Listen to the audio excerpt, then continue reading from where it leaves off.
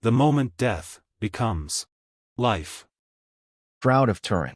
The Shroud of Turin is believed by many to be the burial cloth of Jesus Christ, while others remain skeptical. I personally believe it is the authentic burial cloth of Jesus. I also believe that God has provided us with His truth through the Holy Bible and, at times, through physical reminders that strengthen our faith. The shroud is an amazing reminder of how Jesus suffered and died for all of us, making a way for us to be reconciled with God. The place of the skull. During my study and research, I have examined photographs of the garden tomb near the hill known as Golgotha, or Skull Hill.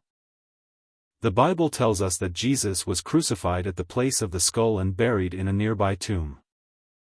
Based on my research and my belief that the Shroud of Turin is authentic and was the burial cloth of Jesus, I believe the garden tomb is his actual burial site.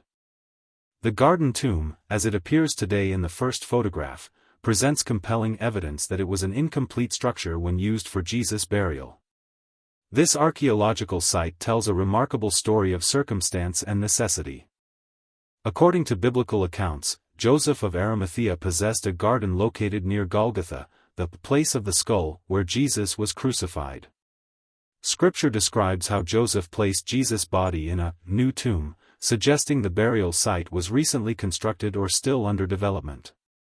The physical evidence supports the theory that Joseph had only recently begun excavating this tomb when the crucifixion occurred.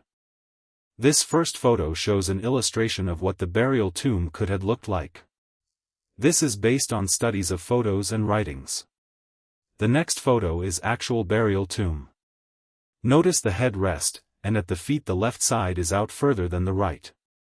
This would have put the body at time of burial in the position of the image found on the shroud. Rigor mortis and decomposition.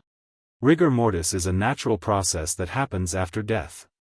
It usually begins about 2 to 8 hours after a person dies, lasts up to 48 hours, and then gradually disappears. As rigor mortis ends, decomposition begins.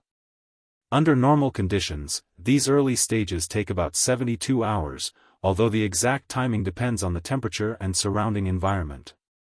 The tomb where Jesus was buried was likely cool, dry, and protected from direct sunlight. These conditions would have slowed both rigor mortis and the early stages of decomposition. For all of the believers out there, the truth remains that Jesus' body was raised from the dead by God. He was told his body would not see corruption.